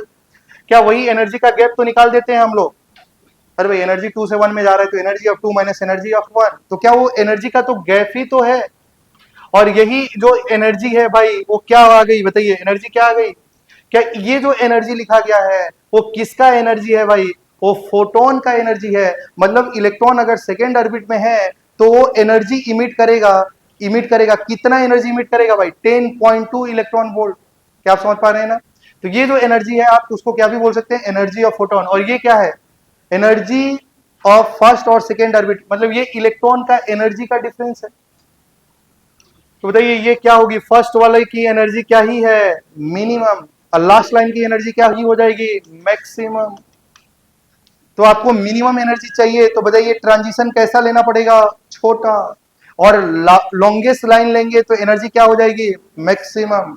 अच्छा बताइए क्या यहां तक किसी को डाउट नहीं है? छोटा लाइन का डिफरेंस एनर्जी आएगी मिनिमम, बड़ा लाइन का गैप एनर्जी क्या आएगी, मैक्सिमम।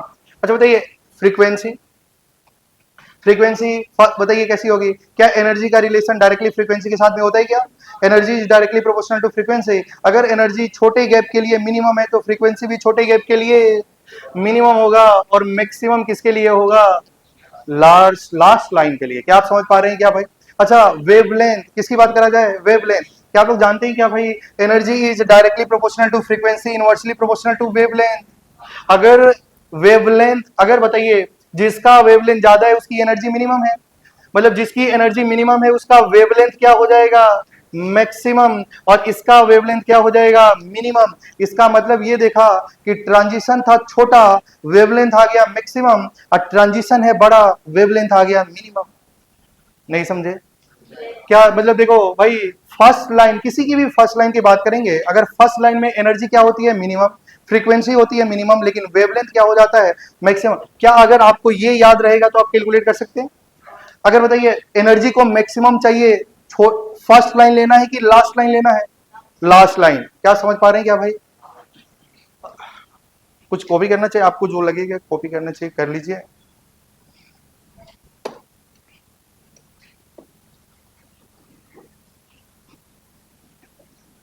क्या ही कॉपी हो गया होगा, आगे बढ़े। क्या आप लोग के दिमाग में कुछ ख्याल चल रहे हैं?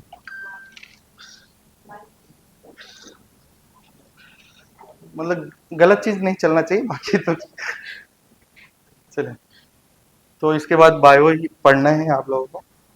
भाई खत्म ही कर देते हैं भाई, है ना, क्या जल्दी जल्दी इसको खत्म ही कर देते हैं। बस 10 से 15 मिनट में खत्म हो जाएगा।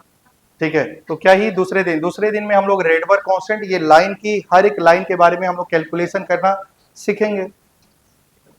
क्या आप समझ पा रहे होंगे? कॉपी हो गई होगी। जैसे आगे बढ़ते हैं भाई,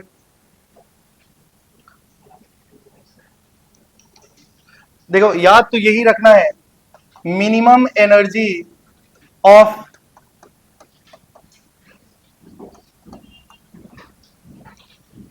अच्छा बताइए एनर्जी किसका चाहिए भाई? पास्कल के लिए। तो बताइए N1 की वैल्यू क्या और N2 की वैल्यू क्या? बताइए कौन सा सीरीज? पासन। पासन के लिए बताइए सबसे पहले क्या होता है? लाइमन, बाल्मर, पास। तो बताइए N1 की वैल्यू कितनी?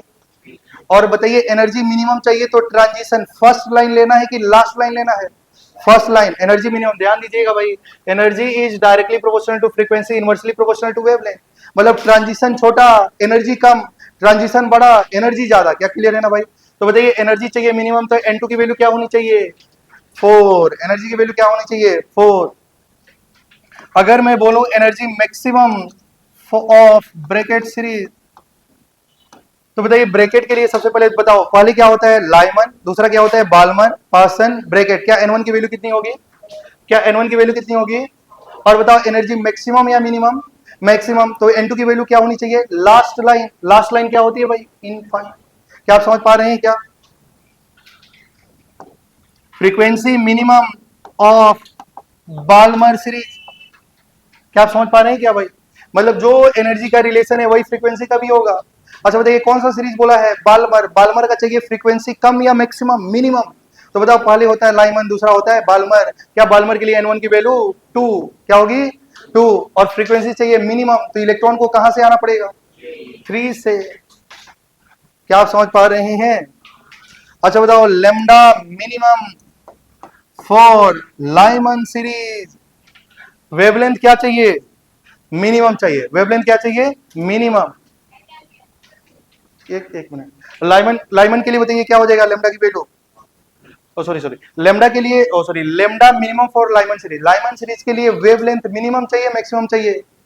अगर लेमडा मिनिमम तब आ सकता है जब उसकी एनर्जी मैक्सिमम हो। एनर्जी मैक्सिमम हो तो लाइमन के लिए N1 की वैल्यू तो 1 होगी। और एनर्जी मैक्सिमम कब हो सकता है? जब इलेक्ट्रॉन लास्ट लाइन हो। क्या क्या आप समझ पा रहे हैं भाई? यही सबसे ज्यादा इंपॉर्टेंट है। ठीक है, N1 N2 ढूंढना है भाई, आपको आपको ढूंढना है। क्या यहाँ तक किसी को डाउट नहीं है ना भाई? अब इसमें 2 इंपॉर्टेंट पॉइंट लिखना है, उसके बाद 2 मिनट में आपका एब्जॉर्प्शन स्पेक्ट्रम खत्म हो जाएगा, कहानी खत्म हो जाएगी। क्या आप समझ पा रहे हैं? तो नेक्स्ट क्लास में हम लोग रेडबर्ग फॉर्मूला पढ़ेंगे।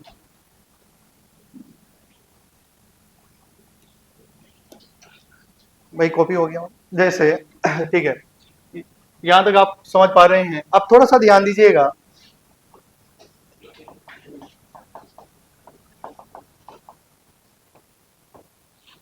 अच्छा अगर पहली बात किया जाए, अगर मान लो इलेक्ट्रॉन भाई, अगर इलेक्ट्रॉन हमारा, अगर हमारा जो इलेक्ट्रॉन है भाई, अच्छा एनर्जी जो इमिट होती है वो किस फॉर्म में भाई? फोटोन। फोटोन के फॉर्म में, क्वांटम के फॉर्म में, बंडल के फॉर्म में एनर्जी रिलीज होती है। अगर मैं बोलूं कि इलेक्ट्रॉन 7th ऑर्बिट में है भाई, और वो डायरेक्टली फर्स्ट ऑर्बिट में जंप किया है, मतलब इलेक्ट्रॉन 7th ऑर्बिट में है, वो डायरेक्टली कहां आया? फर्स्ट ऑर्बिट में, मतलब सिंगल ट्रांजिशन किया।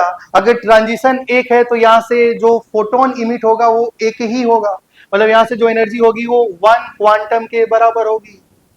जितना ट्रांजिशन उतना एनर्जी इमिट होगी। अगर मैं बोलूं इलेक्ट्रॉन 7th में है, वो 7 से पहले 2 में गया, फिर 2 से 1 में आया। क्या आप समझ पा रहे हैं? तो बताओ ट्रांजिशन कितना है? 2।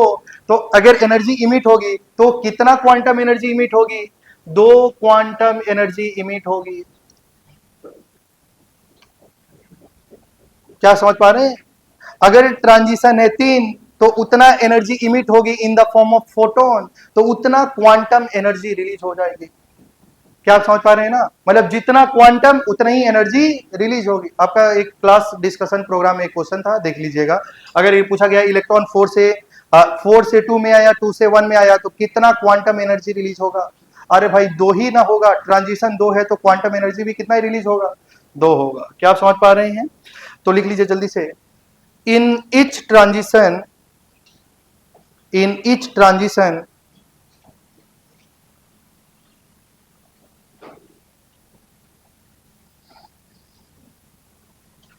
in each transition one quantum energy is released. In each transition one quantum energy is released.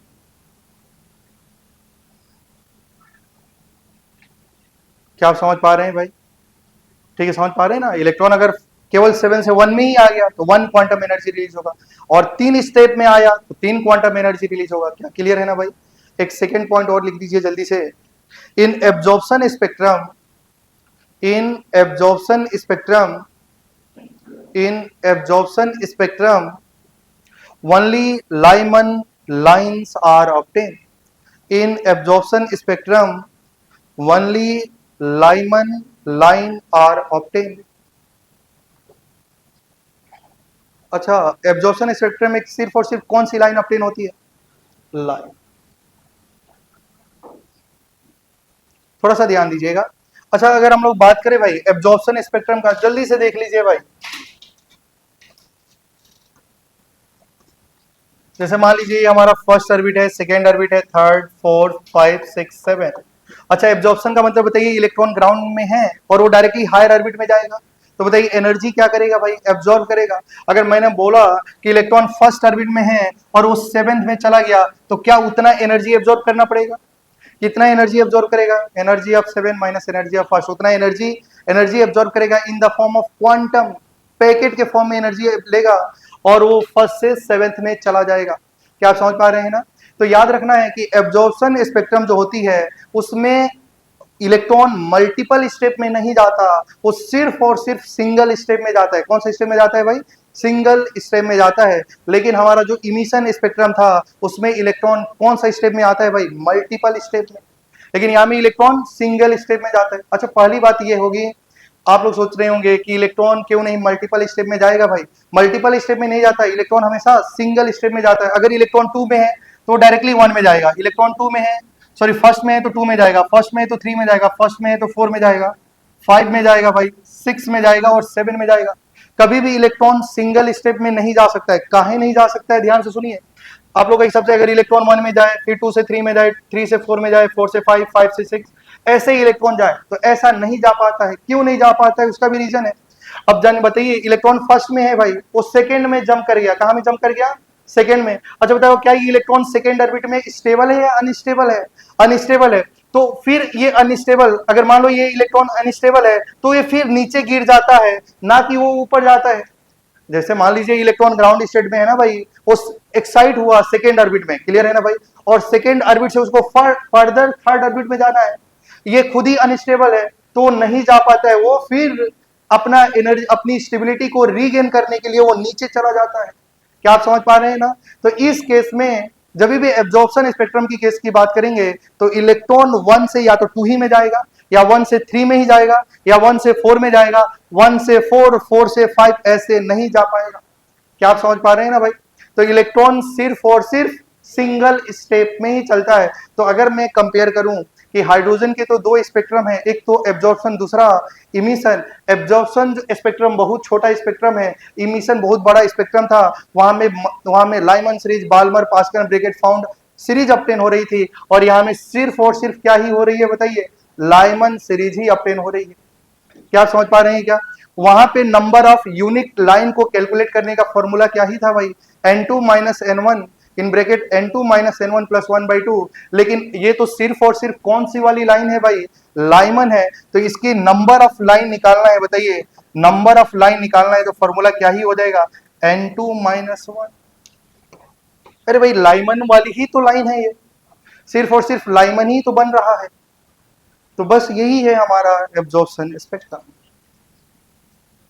क्या आप समझ पा रहे हैं? क्या क्या क्लास को यही में खत्म कर दिया जाए? तो चलिए आज के लिए इतना ही, नेक्स्ट क्लास में पढ़ेंगे रेडबर्ग फॉर्मूला।